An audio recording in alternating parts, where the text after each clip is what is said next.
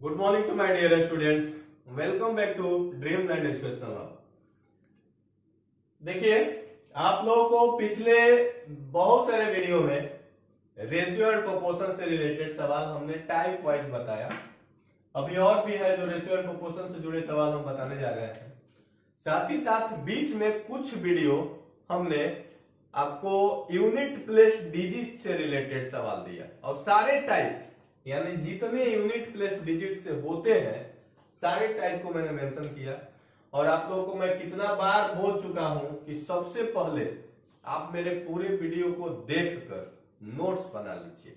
वो notes in future किसी भी एग्जाम में आप जाएंगे तो उसी नोट से आपका आएगा क्वेश्चन। वो नोट्स बन जाएगा और एक बार उसको आप व्यू कर लेंगे और उससे रिलेटेड जितने सवाल आपको कहीं दिखे उसको बना लीजिए और फिर देखिए वो आप एग्जाम में ऑटोमेटिकली आप बना कर आएंगे। एक और बात यह है कि अभी आप लोग के लिए जो ग्रेजुएट पास स्टूडेंट है, जो ग्रेजुएशन हो गया है जिसका, उनके लिए खुशखबरी है।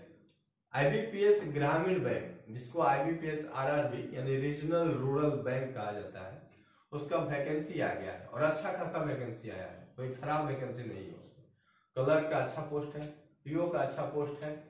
उसको आप लोग जो ग्रेजुएट हो गए हैं वो फॉर्म फिलअप कर दीजिए और उसके बारे में डिफाइन मैं करूंगा वीडियो के अंत में। थोड़ा अभी हम लोग इसको क्लास में शुरू करते हैं और उसके बाद उसको हम लोग भी करेंगे। इसको अभी देख लेते हैं। ये इसमें आगे का जो है रेशियो एंड प्रोपोर्शन का टाइप उसको हम लोग चलते हैं और उसके बाद उसका भी जो उसमें आईबीपीएस से रिलेटेड क्या क्या होता है मैं सारी चीज बताऊंगा आपको। मैं पूरा लिख कर बताऊंगा, उसका डिटेल वाइज दूंगा। कब तक डेट है उसका फॉर्म फिलअप का, कब एग्जाम होगा उसका, किस प्रकार से एग्जाम होता है, वो सारी चीज मैं मेंशन करूंगा उसमें। ठीक है, तब तक हम लोग इसको देखते हैं, अगले टाइप की ओर आते हैं।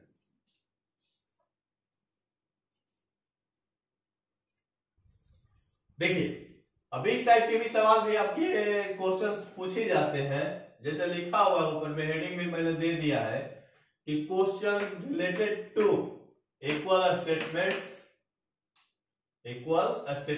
And percentage. यानी इक्वल स्टेटमेंट में भी हो सकता है, परसेंटेज में भी हो सकता है, तो उसको कैसे बनाएंगे। हालांकि ये इक्वल स्टेटमेंट आप पढ़ चुके हैं बट उसमें मिक्स वाला पार्ट है और यहां जो पार्ट दिया ये भी आप पढ़े हुए हैं। बताए थे अल्टरनेटिव केस। अल्टरनेटिव केस में जो आता है उसी तरह से इसको ही बनाना है, बट ये फ्रैक्शन में है और उसमें फ्रैक्शन नहीं होता था। तो हम लोग देखते हैं यहाँ पर क्या होगा, यहाँ पर कैसे बनाया जाएगा आप लोग सीखेंगे। जिस मेथड से बताएंगे उस मेथड को अप्लाई करेंगे और अच्छे से सीखेंगे। जैसे पहला क्वेश्चन आपको दिया हुआ है, यदि 1/3a बराबर b। ऐसे सिचुएशन में इक्वल स्टेटमेंट में मैंने बताया भी था और आपके सामने दिख भी रहा है कि 1/3a बराबर b, तो b क्या हुआ। और एक बात और बताए थे आपको कि जिसके नीचे जो होता है वही उसका मान होता है। जिसके नीचे जो होता है वही उसका मान होता है। तो देखिए यहाँ पर a के नीचे क्या है 3, अब b के लिए क्या हो जाएगा, देखिए यही पे एरो बना देते हैं। नहीं तो अगर b को आप नीचे ले आते a को b के नीचे, तो a इक्वल टू 3 होता है, b इक्वल टू 1 हो जाता है। यानी यहां से आप लिख सकते हैं a/b 3/1। और यहां से भी वही सिचुएशन, c के लिए यही हो जाएगा, b के लिए 1 हो जाएगा, b/c b/c। तो b कितना है 1, c में क्या लगा हुआ है 2, तो वही उसका मान होगा। जो भी जिसके नीचे होता है वही उसका वैल्यू हो जाता है। इक्वल टू में सामने होता है तो वो उसका वैल्यू होता है। अब देखिए यहाँ पर ऑलरेडी बैलेंस है, इसको क्या कहते हैं ऑलरेडी बैलेंस। क्यों? क्योंकि b यहां भी 1 है और b यहां भी 1 है, तो ये तो ऑलरेडी बैलेंस है। ऑलरेडी बैलेंस में डायरेक्ट वैल्यू उतार दिया जाता है। यानी a/b/c इक्वल टू a कितना है 3, b कितना है 1 और c कितना है 2।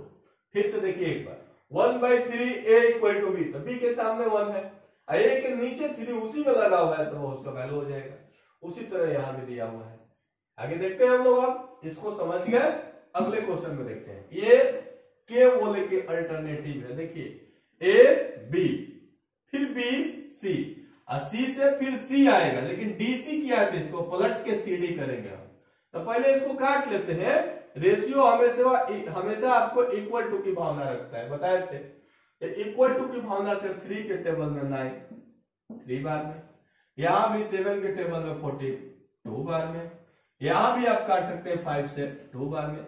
यहां भी हम लिख सकते हैं इसको कि A रेशियो B, देखिए यहां पर 2 1 जा 2 3 1 जा 3, क्रॉस मल्टीप्लाई जो हुआ तो 2 रेशियो 3।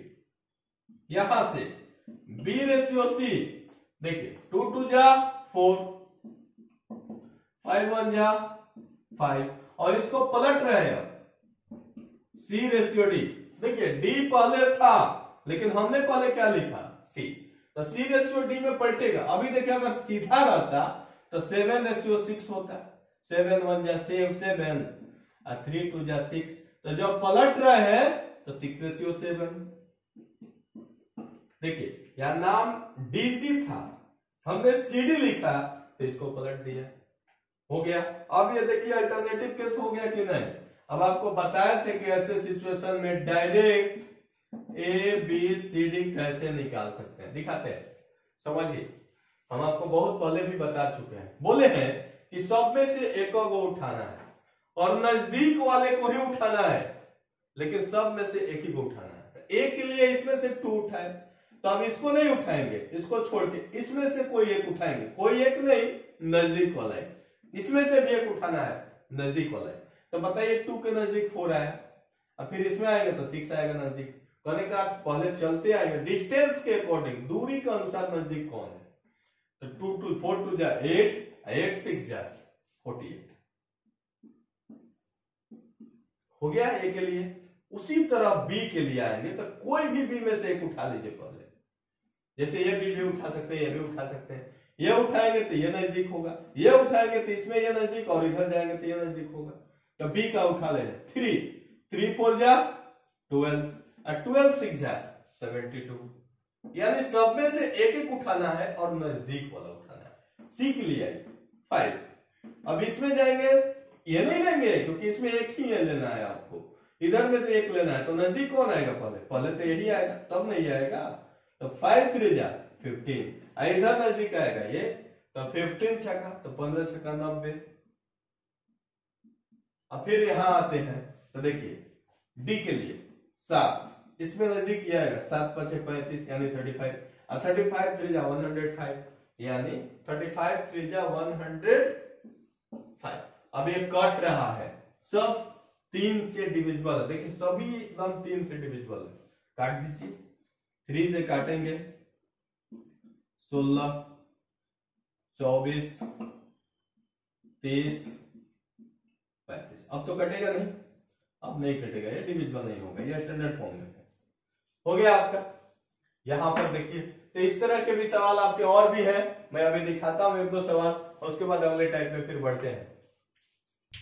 देखिए अब ये भी एक क्वेश्चन है कि यदि A B से 40% अधिक है, B C से 20% कम है, तो A रेशियो C क्या होगा। एक बात मैं आपको समझा दूं पहले कि ऐसे प्रश्न में जब भी आएंगे आपको ऐसे प्रश्न, तो जिसमें से लगे या जिसमें का लगे और भी आगे वाला प्रश्न में परसेंट लगा हुआ, यानी जो भी नंबर का वैल्यू हो उसमें क्या लगा हो, परसेंट लगा हो, तो आप कुछ मत कीजिए, जिसमें से लगा है या जिसमें का लगा है उसको 100 मान लीजिए, उसको 100 मान लीजिए, परसेंट के समय 100 मान लेना है आपको।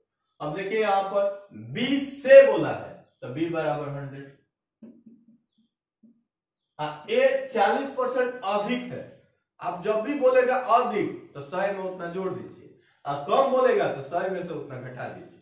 तो 100 में जब 40 जोड़िएगा आप तो ये कितना हो जाएगा 140। और वैसे ही आते हैं यहां पर B C से, तो C से लगा हुआ है तो C बराबर 100 मानेंगे, और B जो हो जाएगा 20 कम है, तो कम है तो अभी बोले 100 में से घटा दीजिए 20 80 हो जाएगा। अब ऐसे इसको जब रेशियो में ले जाएंगे देखिए कितना आसान है, सिंपल है। B यहां आते, चलिए मैं इसी को लिख देता हूं B और यहां A, तो देखिए ना 0 0 काटिएगा ना, 0 0 जैसे ही काटिएगा तो और भी कट जाएगा ये, तो A जो है 7 हो जाएगा और ये 5। क्यों कटेगा, इसको काट लीजिएगा, इसको काटिएगा तो आ जाएगा आपका 5 7।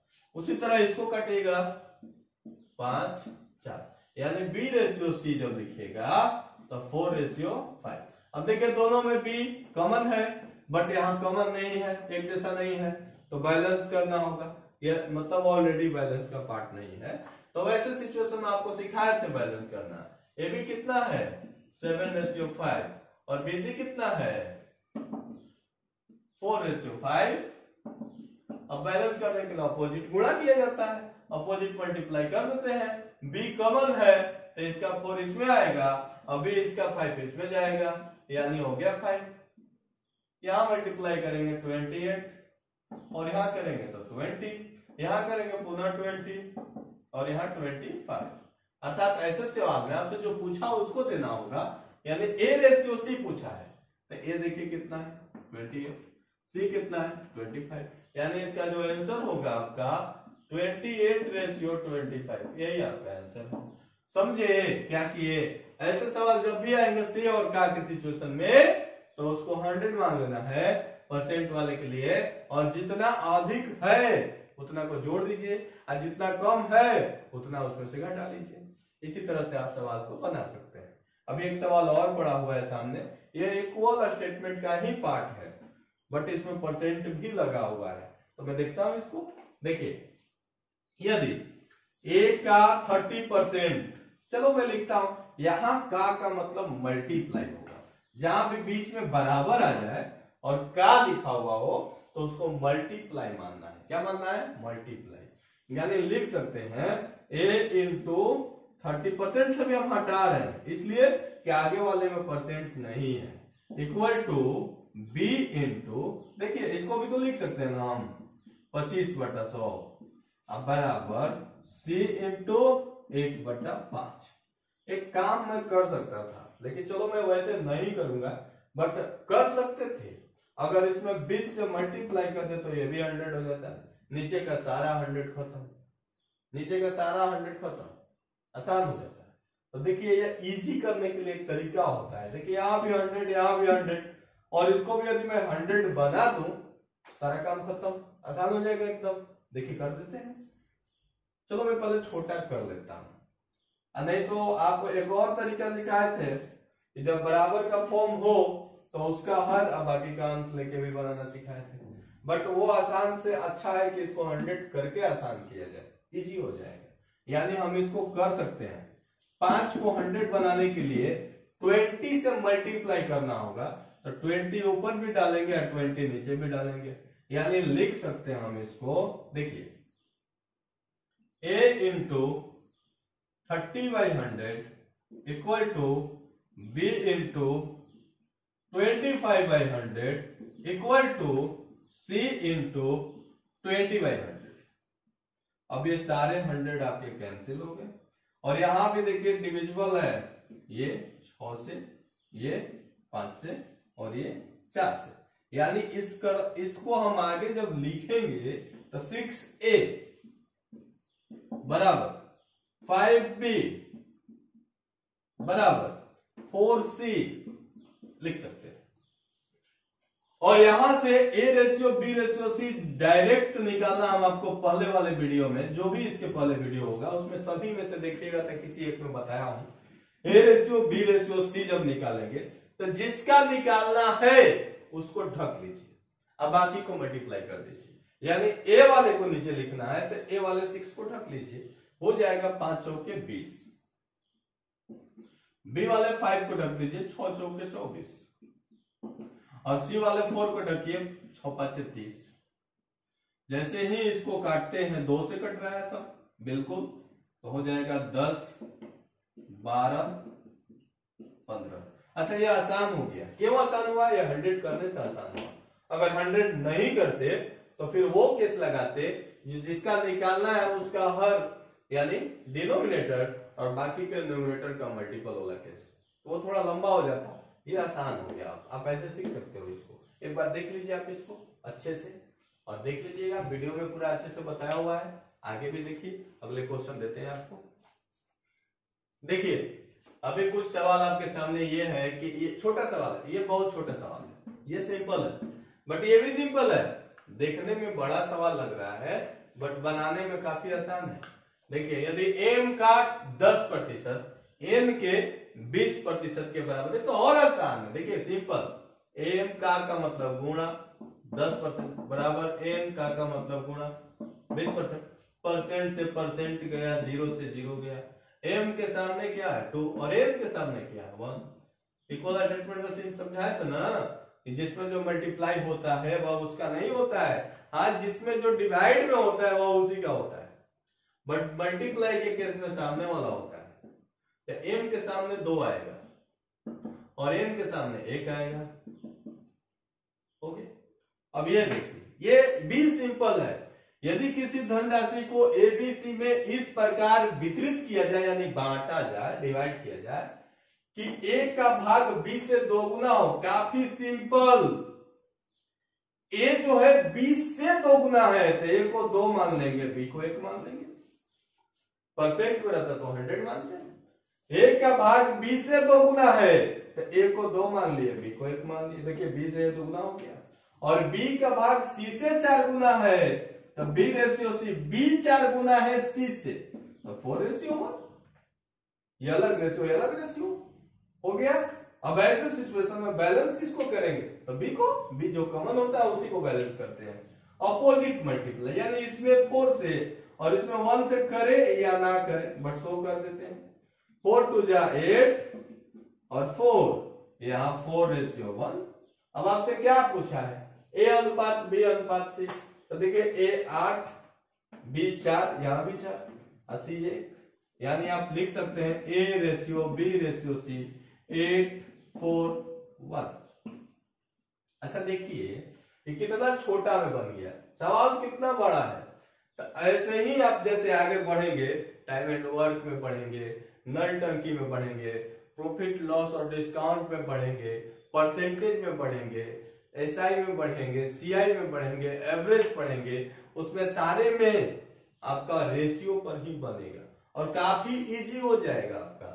और देखिए ना यहाँ पर इतने बड़े बड़े, ये तो बहुत कम ही पढ़ा था, अभी जब पढ़ाएंगे आपको परसेंटेज और टाइम एंड वर्क वगैरह तो इतना बड़ा सवाल हो जाएगा और उसका बनेगा कितना में तो इतना ही में सिंपल हो जाएगा। तो सवाल पढ़ने में समय जो लगेगा लगेगा, बनाने में नहीं लगेगा। इसलिए आप पूरा इस रेशियो को अच्छे से समझ लीजिए। बट क्यों ऐसा हम बोल रहे हैं, क्योंकि रेशियो पर ही सारा आगे बनेगा और बहुत शॉर्ट हो जाएगा। देखिए अभी कुछ सवाल दे देते हैं और उसके बाद थोड़ा सा हम बताए थे ना आईबीपीएस ग्रामीण बैंक के बारे में मेंशन कर देंगे, कुछ सवाल और करके उसको मेंशन करते हैं। ओके, देखिए कुछ सवाल और देते हैं। देखिए अब ये 2 क्वेश्चन थोड़ा इंपॉर्टेंट क्वेश्चन में आते हैं। ये तो और थोड़ा मतलब कम है, इजी भी है, बना भी लेंगे, बट इसमें थोड़ा सा माइंड लगाना पड़ता है और वो माइंड लगाना मैं बताऊंगा कैसे आप सीखेंगे। आसान है, आसान, जानने के बाद वही लगेगा कि जैसे सर इजी कर देते हैं वैसे ये भी इजी हो जाएगा, बट थोड़ा सा दिमाग लगाना पड़ेगा। चलिए पहले इसको देखते हैं। ये आप किए हैं, यदि बी ए से 20% ज्यादा है, ए से 20%, तो बोले थे ना ए को 100 मान लेंगे और बी को 20% ज्यादा है तो 120। सी बी से 10% कम है, देखिए यहां लिख रहा है सी बी से 10% कम है तो बी को 100 मान लेंगे और सी कम है 10 तो 90 लगा देंगे। तथा डी ए से 30% ज्यादा है तो देखिए ए से, तो ए रेशियो डी, ए को पुनः 100 मानेंगे और डी 30% ज्यादा है तो 130। देखिए कितना आसान कर रहे हैं अभी, समझिएगा। यहां से 0 काट सकते हैं, इन दोनों का 0, इन दोनों का 0, इन दोनों का 0, यानी ए रेशियो बी कितना है, ए रेशियो बी 10 मत लिखिए 10, और काट सकते हैं तो काट लीजिए, कोई फर्क नहीं पड़ता है, इसको भी काटिए। 5:6 काट सकते हैं ना, 5 से लीजिए, काट दिए 5:6। बी रेशियो सी कितना हो जाएगा 9, ये तो रहेगा, ये तो नहीं कटेगा। बट ए और डी 10 और 13 है तो हम उसको डी और ए लिख सकते हैं यहां पर 13:10। सुनिए, ए और डी 10 और 13 है तो डी और ए लिखेंगे तो 13:10 लिखेंगे। अब देखिए इस साइड में लिखिए, रीजन है इस साइड में लिखने का, क्यों बोले तो एक अल्टरनेट वाला केस बना देंगे। कौन सा अल्टरनेट वाला, तो देखिए डी के बाद ए आया, फिर ए आया, बी आया, फिर बी आया, तो अल्टरनेट केस हो गया। यानी आप निकाल सकते हैं D ratio A ratio B ratio C, last में एबीसीडी कर देंगे, लास्ट में एबीसीडी कर देंगे। देखिए अब आसान हो गया, वही अल्टरनेटिव केस। एक सवाल मैंने आज भी इसमें बनाया है। देखिए पहला उठाए 13 बचे 65, 65 नहीं है 650। ए का उठाए 10, 10 बचे 50, 50 नहीं है 500। इसका देखिए, इसमें से एक लेंगे, इसमें से एक लेंगे, नजदीक वाला 6, 6 दहिया 60, 60 दहिया 600। उसी तरह 9, 9 6 54, 54 को 10 से गुणा करेंगे 540। इसको काट लीजिए यहीं पर, देखिए काट लेते हैं। अभी कट रहा है, अब नहीं कटेगा। 54 है और 65 है, कटेगा ही नहीं, 11 का डिफरेंस नहीं कटेगा। अब ऐसे आते हैं तो हम एबीसीडी लिख देते हैं। इसलिए A ratio B ratio C ratio D, अब अरेंज कर दीजिए। ए का कितना है 50, बी का कितना है 60, सी का कितना है 54 और डी का कितना है 65। कितना आसान हो गया। हमने क्या किया, इसको ए बी बी सी और ए डी को हम अरेंज किए D A B B C. क्यों ऐसा किए, हमको अल्टरनेट केस बनाना था। ए के बाद ए आना चाहिए था, बी के बाद बी आना चाहिए था। अगर डी रहता है एक और यहाँ पर तो डी को उधर ले जाते, बट है नहीं वैसा। अब हम निकाल क्या सकते हैं, तो डी पहले है, फिर ए है, फिर बी है, फिर सी है, तो डी ए बी से निकाल लिए और फिर उसके बाद हम उसको अरेंज करते, हो गया आसान। अब एक सवाल ये देखिए, ये बोले थे थोड़ा सा अच्छा क्वेश्चन। देखिए इसको हम पहले लिखते हैं, जो लिखा हुआ है वही लिखते हैं। ए डी का 1.5 गुना, नहीं सी डी का 1.5 गुना है। तो देखिए यहां बनाते हैं, सी डी का 1.5 गुना है, तो डी को यदि 1 लिखिएगा तो ये 1.5 लिखिएगा, तो हम 2 गुना कर देते हैं, यानी इसको 2 लिखते हैं तो ये कितना हो जाएगा 3। क्या किए फिर से समझिए, सी डी का 1.5 गुना है, तो डी को अगर 1 लेंगे, मैं लिख देता हूं यहां पर, देखिए डी को अगर 1 लेते हैं तो सी को कितना लेते हैं 1.5, 1.5।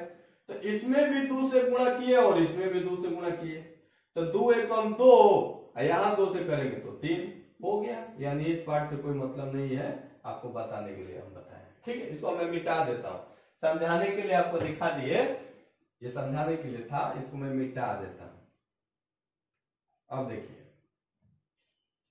बी सी का 4 गुना है, तो बी रेशियो सी 4 गुना है तो 4:1 तथा ए प्लस बी, मैं वो भी लिख देता हूं, A plus B ratio C plus D 4 गुना है 4:1।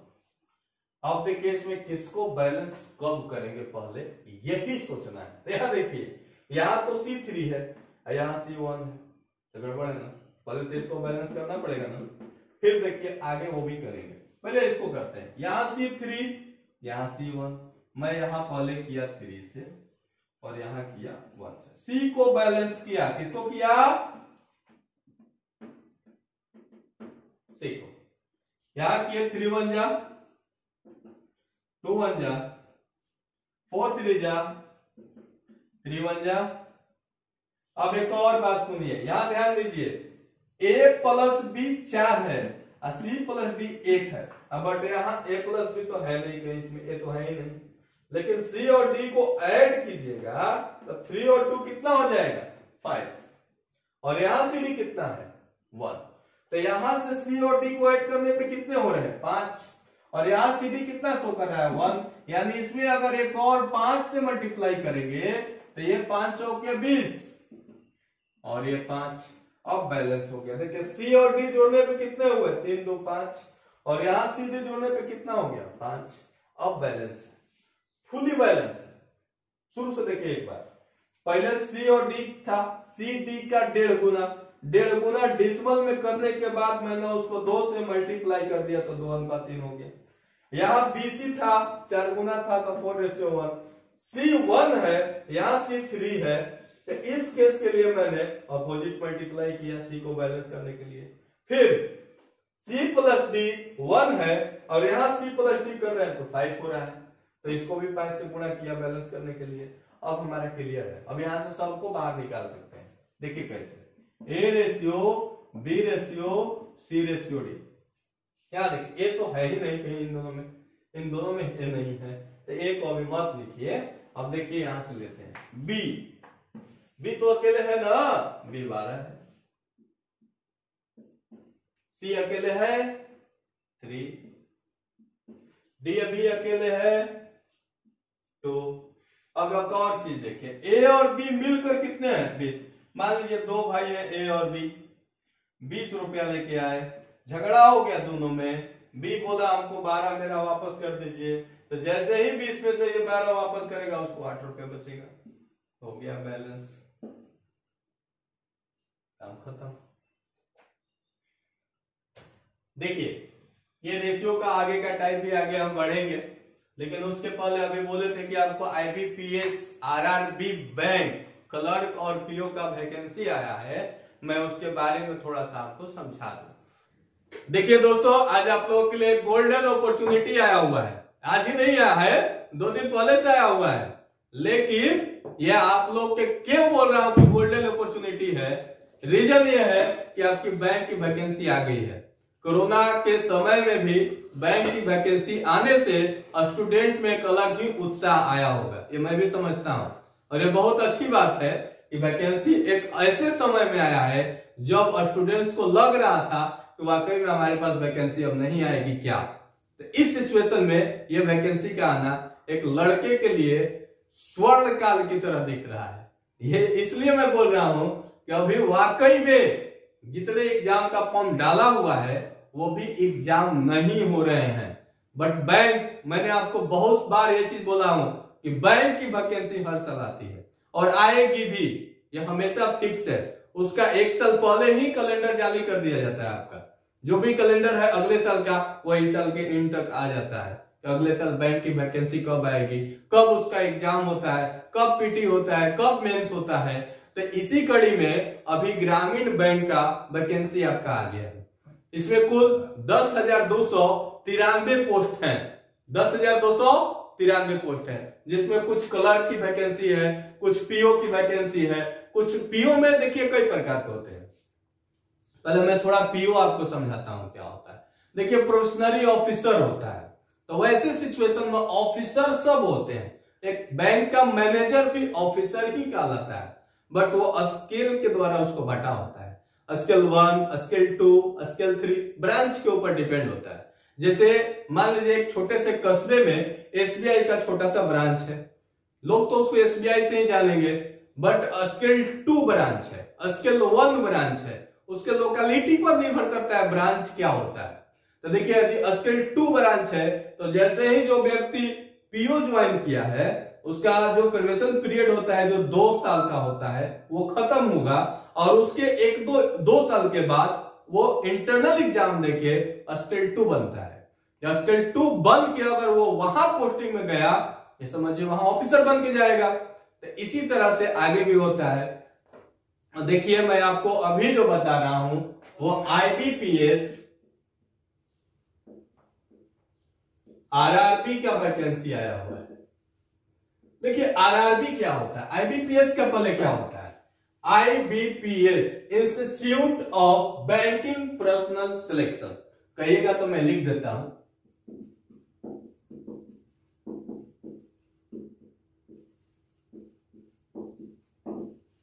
Banking personal institute of banking personal solution S service.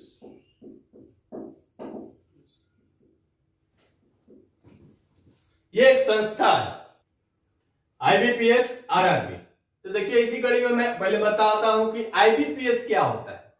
तो सबसे पहले समझ लीजिए आईबीपीएस एक संस्था है जो बैंक में नौकरी जो होता है किसी का बैंक में, जो आप एग्जाम देते हैं बैंक के लिए, तो वो आईबीपीएस ही कंडक्ट कराता है, यानी एग्जाम लेने वाली एक संस्था है। इस जैसे आईबीपीएस का फुल फॉर्म भी मैं लिख देता हूं। जिसे होता क्या है कि इंस्टीट्यूट ऑफ, द लगा लीजिए उसमें, इंस्टीट्यूट कोई भी इंस्टीट्यूट हो उसके पहले द बिल्कुल लगा लीजिए, the institute of banking personal selection, the institute of banking personal selection. ये एक संस्था है जो आपको बैंक में सर्विस प्रोवाइड कराता है, यानी यही उसका एग्जाम लेता है, institute of banking personal selection. RRB क्या होता है? आरआरबी जो अभी आपका वैकेंसी आया हुआ है, आरआरबी देखो दोस्तों, आरआरबी क्या होता है? Regional rural bank, regional rural bank. Regional मतलब होता है क्षेत्रीय, क्षेत्रीय, रूरल मतलब ग्रामीण, अब बैंक तो जानते ही हैं, क्षेत्रीय ग्रामीण बैंक। तो इसी का वैकेंसी आया हुआ है। इसमें देखिए 3 प्रकार का, एक है क्लर्क, दूसरा पीओ जिसको स्केल 1 बोला जाता है, और दूसरा है, तीसरा नंबर है स्केल 2। तो स्केल 2 में कई प्रकार के होते हैं, जैसे इसमें आईटी ऑफिसर आ जाता है, आपको आईटी ऑफिसर आ जाएगा, लॉ ऑफिसर आ जाएगा, अकाउंट ऑफिसर आ जाएगा, ये सब सारे पार्ट आते हैं जो आते हैं स्केल 2 में। क्लर्क क्या होता है? कैशियर, क्लर्क कम कैशियर बोलते हैं उसको। तो क्लर्क होता है, इसमें पीटी और मेंस होता है, बट इंटरव्यू नहीं होता है। पीओ में पीटी और पीओ होता है प्रोबेशनरी ऑफिसर। कहने का अर्थ है कि ये एक ऑफिसर का पोस्ट है जो स्केल 1 होता है। इसमें 2 साल का प्रोबेशन पीरियड होता है, आपको जैसे ट्रेनिंग बोल सकते हैं उसको, कि ट्रेनिंग होता है जो वो 2 साल का होता है इसमें। और ये स्केल 2, ये भी 2 साल का ट्रेनिंग होता है, और उसके बाद उसके पोस्ट में पी हट के ऑफिसर हो जाएगा। इसमें भी आपका स्केल 2 ऑफिसर कहलाता है। स्केल 2 और स्केल 1 होता क्या है समझिए। पर देखिए वही आपको मैं थोड़ा सा बताने के बाद एक बार बताया हूं, फिर भी बता देता हूं कि ऐसे जो होते हैं ये स्केल 1 और 2 क्या होते हैं। तो जो मान लीजिए कोई व्यक्ति का पीओ के पद पर सिलेक्शन होता है, तो वो स्केल 1 2 साल बाद बनता है, 2 साल तक उसका मतलब समझिए ट्रेनिंग पीरियड होता है। तो स्केल 1 जब बनेगा और उसके बाद बैंक में या कोई भी संस्था में जब आप रहते हैं तो उसमें इंटरनल एग्जाम होता है। तो स्केल 1 से जब आप एग्जाम देंगे तो स्केल 2 बनेंगे।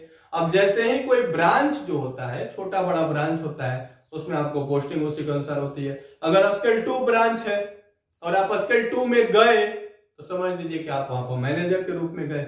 उसी तरह जैसे जैसे होता है आगे बढ़ेंगे, लेकिन अब यहां पर थोड़ा सा हम पोस्ट बता देते हैं। तो क्लर्क, क्लर्क का कुल पोस्ट अभी 5134 वैकेंसी, क्लर्क में 5134 वैकेंसी। और पीओ में जो स्केल 1 का है उसमें 3876 वैकेंसी है। और स्केल 2 ऑफिसर, समझिए कि एक ऑफिसर ही होता है, तो इसमें आपका है 1283 वैकेंसी। तो देखिए अच्छा पोस्ट है, कोई कम नहीं है। अरे मान के चलिए कि अभी के सिचुएशन में ये पोस्ट कम नहीं है, आप इसे स्टेट वाइज अप्लाई करते हैं। ये हर स्टेट का लैंग्वेज के अनुसार होता है। जैसे मान लीजिए आप यूपी में डालते हैं तो वह हिंदी लैंग्वेज से डाल सकते हैं, पंजाब में डालते हैं तो वह हिंदी भी है और पंजाबी भी है, वो दोनों डाल सकते हैं। बंगाल में डालते हैं तो बंगाली मांगता है, गुजरात में डालते हैं तो गुजराती लैंग्वेज चाहिए आपको, इसलिए आप वही डालेंगे जहां आपका लैंग्वेज वो बोल सके। आप इंटरव्यू के समय इस चीज को देखा जाता है। और क्लर्क में भी लिखा हुआ है, आप उसका नोटिफिकेशन में पढ़ेंगे तो लिखा हुआ है कि आप अप्लाई वहीं से कर सकते हैं जहां का आप लैंग्वेज जानते हैं। ये चीज को ध्यान रखिएगा। बिहार में भी सीट है, बिहार में भी अप्लाई कर सकते हैं। 2 बैंक बिहार में है, एक उत्तर बिहार ग्रामीण बैंक, एक क्षेत्रीय ग्रामीण बैंक। तो आप देख सकते हैं उसको। इस चीज में आप जैसे ही ये आपका हो गया डाटा, ये आपका कंप्लीट एक डाटा हुआ कि इतने इतने वैकेंसीज आई हुई है। तो देखिए अब इसको तैयारी भी करना होगा। तो बैंक का सबसे अच्छा तैयारी करने का तरीका है, कोई एक ऑनलाइन उठा लीजिए सेट और एक ऑफलाइन भी उठा लीजिए। देखिए होता क्या है बैंक में, स्पीड चाहिए, क्योंकि बहुत कम समय में ज्यादा क्वेश्चन अटेम्प्ट करना होता है। क्वेश्चन का लेवल बहुत हार्ड नहीं होता है, बट आपको अटेम्प्ट करने होंगे, बनाने होंगे। पिछला साल पीओ का जो पीटी का कटअप था शायद बिहार से 52 था और उत्तर प्रदेश से 49 नंबर था। तो 49 नंबर कोई जरूरी नहीं कि इस बार 89 रहेगा, 55 तक हो सकता है। तो आप कोशिश करेंगे 60-55 बनाने का मिनिमम। अगर 55 से 60 के बीच आ गया तो समझिए आपका सिलेक्शन पीटी का हो जाएगा। तो होता क्या, मैं उसका डाटा बता देता हूं, कैसे कैसे आपको आते हैं सवाल और कितने सवाल किस सेक्शन से आते हैं उसका मैं डिटेल दे देता हूं। जैसे देखिए, मैं इसको बिठा देता हूं।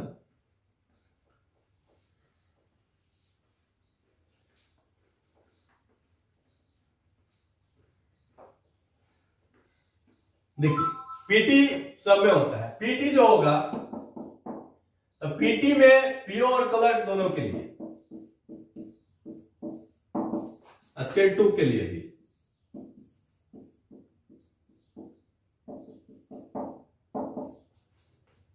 फोर्टी मैथ होता है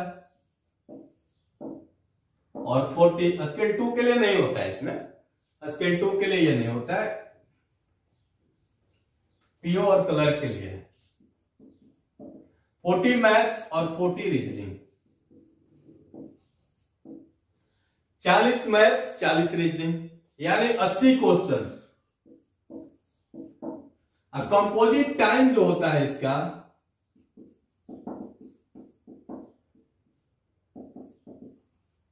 वो आपका मात्र 45 मिनट्स। समझिए कि आपको 45 मिनट ही टाइम मिलते हैं। 45 मिनट में आपको 80 क्वेश्चन अटेम्प्ट करना होता है। कलर का कटअप 75 प्लस होता है, ये भी बताते हैं आपको। हाँ, बहुत इजी क्वेश्चन होता है। स्पीड बनाएंगे आप, सेट मारेंगे तो स्पीड ऑटोमेटिक आ जाएगा।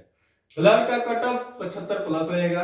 पीओ का कटअप 55 से 60 के बीच रहेगा, कम भी हो सकता है, बट आप कोशिश करेंगे 55 से 60 बनाने का। ये एक अच्छा अपॉर्चुनिटी है, आप अभी से लग जाइए। लगभग इसका लास्ट डेट है 8 जून से फॉर्म भरा रहा है और ये 28 जून तक फॉर्म भराएगा। तो आप इसको भर लीजिए फॉर्म और अभी से पर डे 2 सेट मारना शुरू कर दीजिए। पीटी में आपका 40 मैथ 40 रीजनिंग है, मानिए सेट कंप्लीट एकदम। जो भी डाउट्स आप हमसे पूछ लीजिए, आपका बन जाएगा। रही बात, आगे बढ़ते हैं, मेंस का कंडीशन क्या क्या होता है, मेंस में क्या क्या पूछे जाते हैं तो समझाते हैं आपको। देखिए, मेंस में मेन जो एग्जाम होता है इसका, मेन एग्जाम में 40 मैथ्स 40 रीजनिंग 40 जीए 40 कंप्यूटर और 40 आपका हो गया हिंदी या इंग्लिश,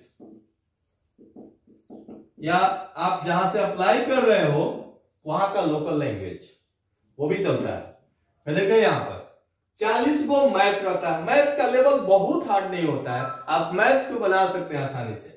40 रीजनिंग होता है, ये थोड़ा सा अच्छा है, इसमें मेहनत करेंगे।